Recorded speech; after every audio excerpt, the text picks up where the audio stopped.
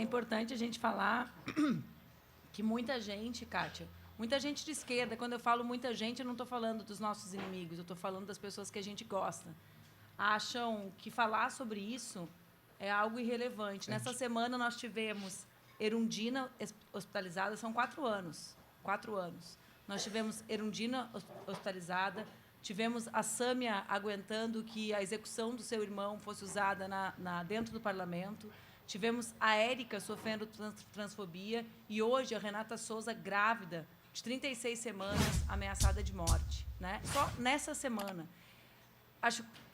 Desculpa, posso falar, Kátia? Claro. O instituto que o Zé decidiu, foi uma decisão dele, né, fazer a doação do sarau, ele que sugeriu a Kátia, nós surgimos para falar sobre violência política de gênero. Nós suspendemos uma ação que nós faríamos em junho pelo que aconteceu em Porto Alegre. Era impossível falar de qualquer coisa que não fosse a cheia. Mas nós fizemos uma pesquisa que monitorou como as redes sociais dos políticos reagiam às ameaças de mortes que nós, mulheres, sofremos. Numa semana, 10 de nós fomos ameaçadas. A Dayana, para usar, se vocês conhecem, a Duda de Minas, né? Enfim, a Isa de Minas, várias companheiras deputadas federais, estaduais, nossas. E nem 10% dos deputados federais, senadores, ministros, presidente, primeira-dama, ninguém se importa com as ameaças que nós sofremos.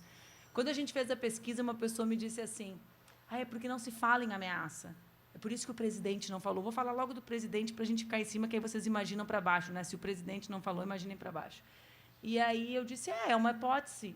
Quem produz ciência tem que pensar em hipóteses. Né? Eu pensei, é uma hipótese, que seja uma decisão política de não falar, tentando proteger.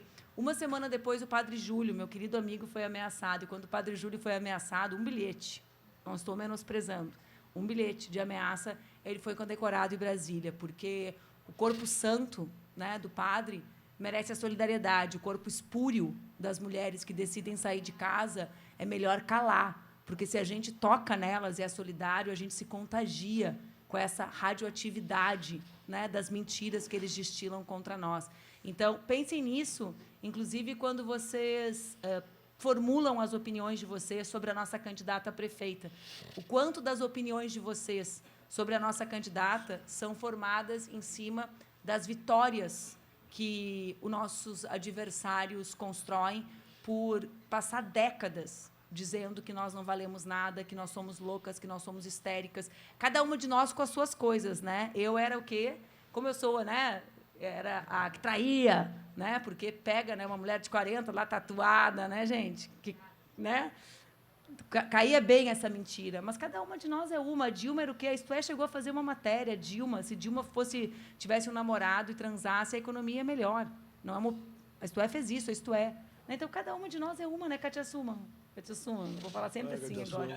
Mas eu estou dizendo isso para a gente saber quanto a gente é contagiado quando nós pensamos sobre as pessoas e sobre as mulheres, sobre essas mentiras e sobre essas violências que nós somos vítimas. E aí, né, nos homens não pega, porque ninguém pensou sobre isso quando nós lançamos o presidente candidato. Né? Ele foi preso, diziam que ele roubou. Não, a gente tem que enfrentar essa mentira e ganhar a eleição porque era uma mentira. E quando é conosco ai, mas a Manuela é tão desgastada, né, gente? Tem aquela tatuagem do Che Guevara no peito. Né? Não existe aquela tatuagem feia, existem outras bonitas. Mas entendem? As brigas para defender os nossos corpos nunca são brigas justas, segundo alguns. E eu acho que a gente precisa transformar essa briga na mais justa de todas, porque enquanto a gente não transformar, vai ser isso. Foi contra a Marina, a gente calou, foi contra a Dilma, calaram, não a gente aqui, calaram, foi contra mim, era só contra mim, se eu não falasse tanto, não ia rolar. Foi na eleição passada, está aí. E tu né? estava disputando com o nosso digno prefeito agora. Eu me referi só para ter uma ideia. Né? Só para a gente saber, o advogado dele era quem advogava depois para defender o candidato laranja que me ofendia nas eleições. Só uma casualidade, né, gente? Porque o mercado é pequeno, tem poucos advogados em Porto Alegre, precisava ser o mesmo. Natural, né, Piche? Agora, o que eu mais gostei mesmo foi... Não mais não, mas o que eu gostei, assim, significativamente, foi dizer assim, eu vou me vingar, vou fazer um livro. Pô, mano. Foi boa. Tu sabe que esse livro ele é citado no processo, né? Que legal. É citado. Ela, a víbora, é tão ruim que quando sofreu foi para a internet falar que estava sofrendo. Eu não posso falar, porque eu tinha, além de tudo, que assimilar aquilo e não podia falar. Ficar quieta. Né? Eu não podia falar que eu chegava em casa e chorava, porque, imagina, gente, eu tenho que ser forte, né? É uma força que tem que ter, tinha que aceitar tudo. Não podia falar que aquilo afetava, porque ser afetado fazia parte dos meus, em tese, limites, quando são talvez seja o que eu mais me orgulho de ainda ter, né? Isso aí. Mas foi uma vingança bonita ali. Olha Foi linda, foi linda. Bom, vou ler um texto da Manu, que é a apresentação desse livro aqui, Sempre Foi Sobre Nós. Eu repetia sem parar, chorando em casa, após o último debate do primeiro turno das eleições de 2020. Meu cansaço se misturava em um dueto de indignação e perplexidade. O quão longe a violência política de gênero poderia chegar. Mal reconhecia em mim a mulher forte que havia disputado 7 eleições, construído votações extraordinárias e enfrentado o machismo desde sempre, sobretudo nos últimos anos, após a ascensão da extrema-direita no país. Dessa vez, eles tinham conseguido me fazer pensar em desistir. Me fizeram sentir vergonha, medo, raiva. Levaram-me a um limite que eu não sabia que existia em mim. Naquela noite, a do último debate do primeiro turno, na mesma eleição que via a cidade tomada de esperança em dias melhores, eu não conseguia acreditar que eles eram capazes de lançar esse conjunto de ações violentas, mesmo tendo consciência das consequências que são capazes de provocar. Em 2016, na última eleição municipal, o então coordenador da campanha de um dos meus adversários suicidou-se por não aguentar os ataques de ódio e as fake news. Mas, sim, apesar da consciência do perigo, eles seriam capazes disso, e ainda de muito mais no segundo turno.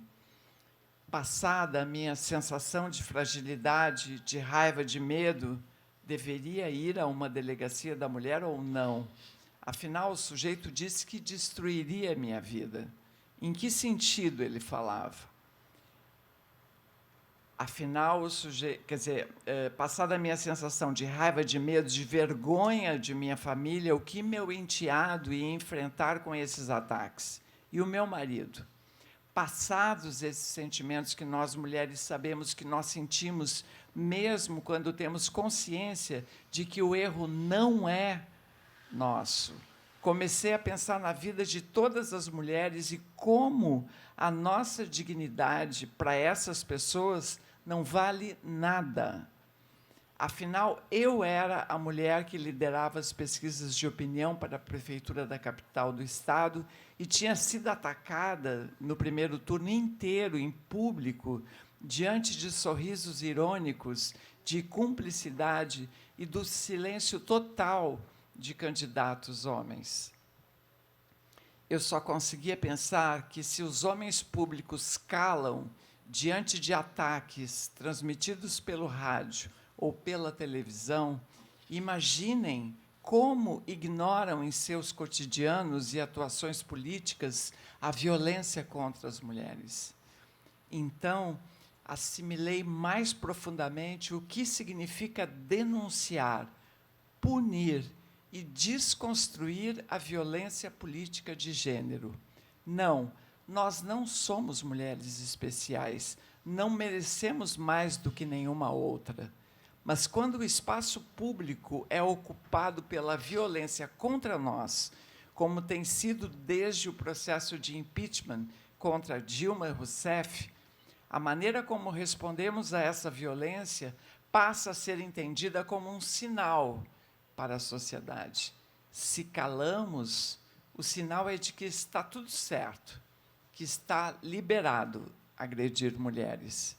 Se enfrentamos e punimos, o recado é que a sociedade não pactua com isso, que a violência contra as mulheres não faz parte do que é aceitável. Foi pensando nisso que, ainda naquela noite horrorosa do último debate do primeiro turno, decidi escrever um livro sobre violência política de gênero. Para mim, tudo tem que ser transformado permanentemente. E a dor que eu estava sentindo precisava ser transformada em debate para que mais mulheres não vivessem no futuro aquilo que eu estava vivendo. Depois, na primeira semana após o segundo turno, pensei melhor e decidi que eu não escreveria, mas escreveríamos no plural. Escreveríamos várias de nós que vivemos experiências comuns. Afinal, não é sobre mim, é sobre uma violência rara. Não é sobre mim e sobre uma violência rara que eu sofri. É sobre nós e sobre a nossa rotina quando decidimos ocupar o espaço público. E é também sobre o silêncio ensurdecedor e cúmplice do sistema político e das instituições. Manuel Haddad.